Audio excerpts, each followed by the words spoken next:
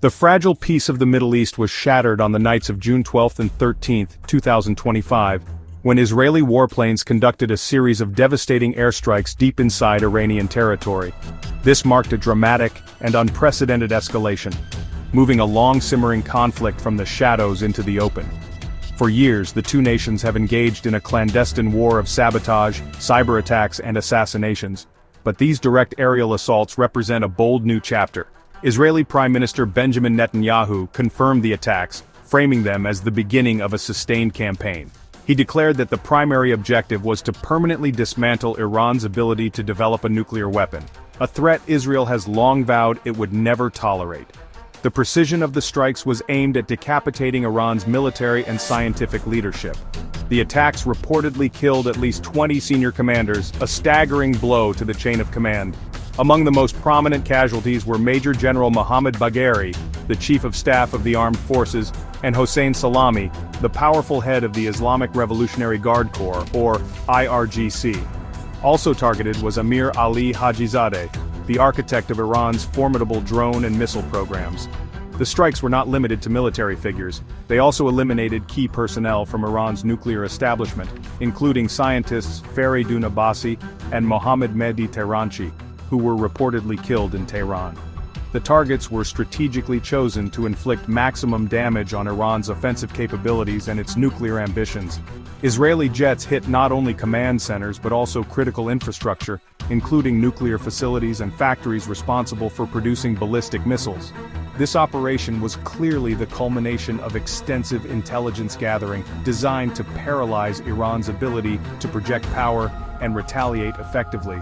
The message from Tel Aviv was unambiguous. The old rules of engagement no longer apply.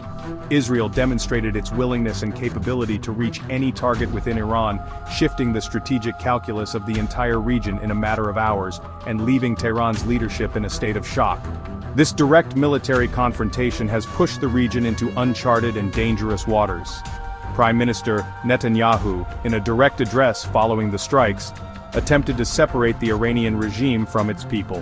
He stated, "Our fight is not with you, our fight is with the brutal dictatorship that has oppressed you for 46 years.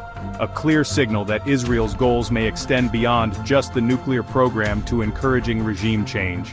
This rhetoric raises the stakes significantly, turning a state-on-state conflict into a potential catalyst for internal upheaval within Iran, a prospect that both terrifies the clerical leadership and complicates the international response to the crisis.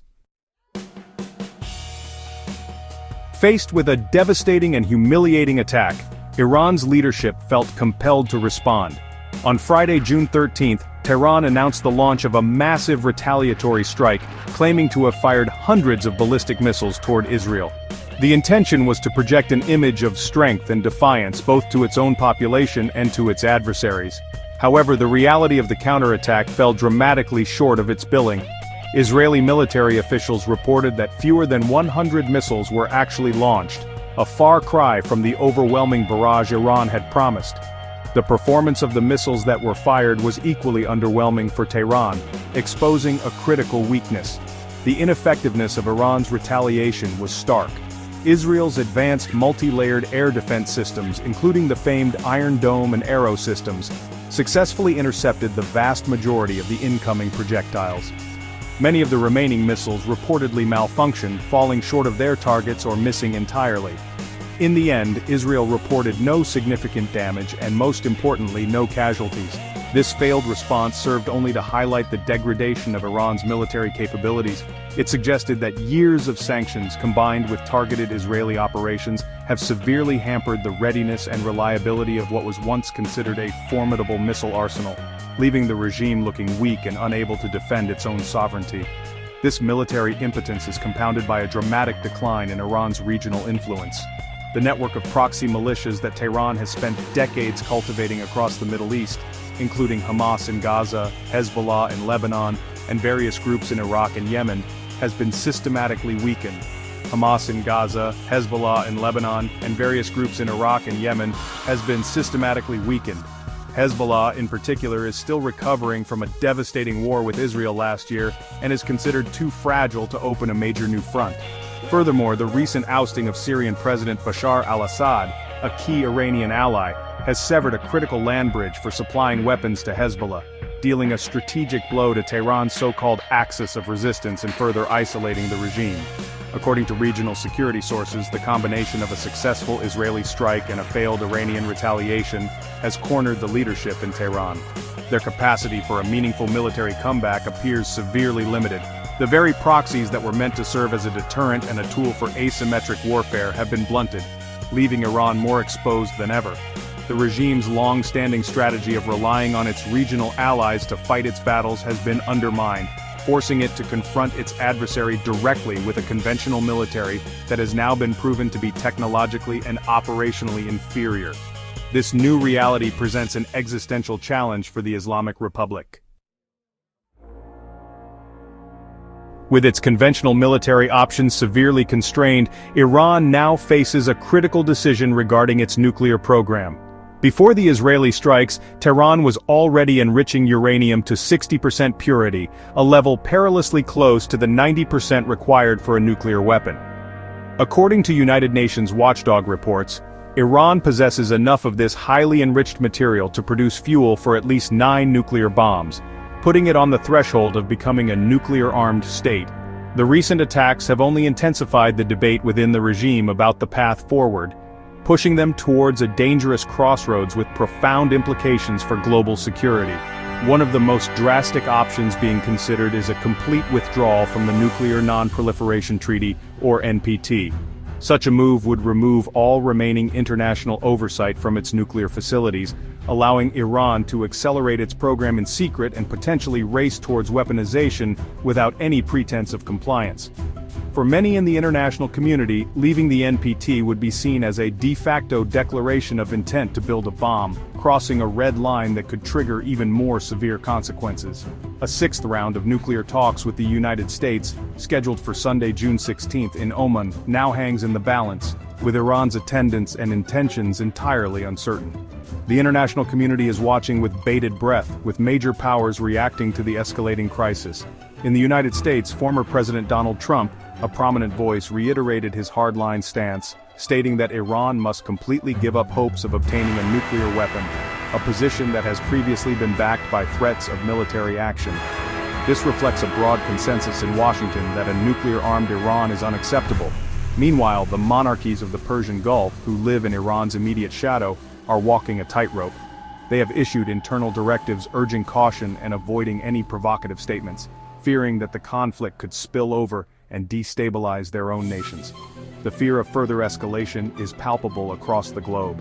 A desperate move by Iran to weaponize its nuclear program could provoke a preemptive military response not only from Israel but potentially from the United States as well. This could ignite a full-scale regional war, with devastating consequences for the global economy, energy markets, and international stability. The world now waits to see if diplomacy can pull the region back from the brink, or if the cycle of attack and retaliation will spiral into a catastrophic conflict. Iran's next steps will determine whether the current crisis can be contained, or if it will become a defining geopolitical disaster of our time. While the world focuses on the geopolitical chessboard, the impact of these events is felt most acutely by ordinary Iranians.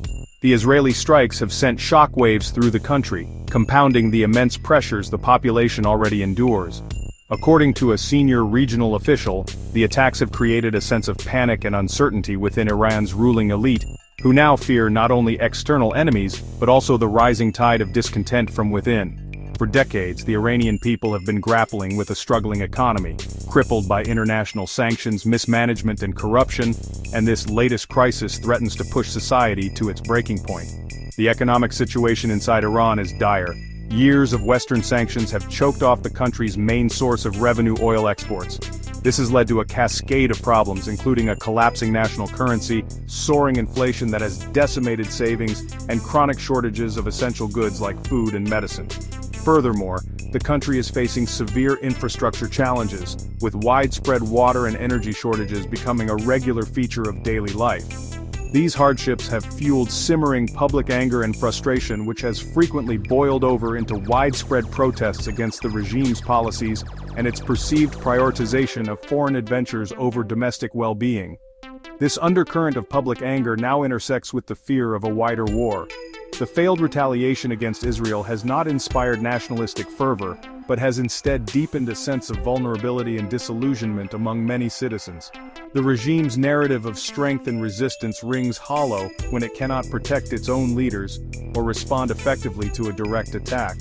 The government's heavy-handed repression of dissent has created a climate of fear, but it has not extinguished the desire for change.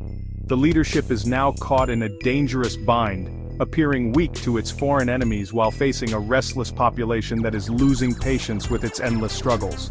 Ultimately, the Israeli strikes have cornered Iran's leadership in an unprecedented way, forcing it to confront a multi-front crisis. Externally, its military and regional power have been exposed as hollowed out. Internally, it faces a populace exhausted by economic deprivation and wary of being dragged into a devastating conflict. The path forward is fraught with peril. Any decision, whether it is to accelerate the nuclear program, attempt another military retaliation, or even seek a diplomatic off-ramp, carries immense risk. For the Iranian people, the future is more uncertain than ever, trapped between a repressive government and the looming shadow of a war they do not want.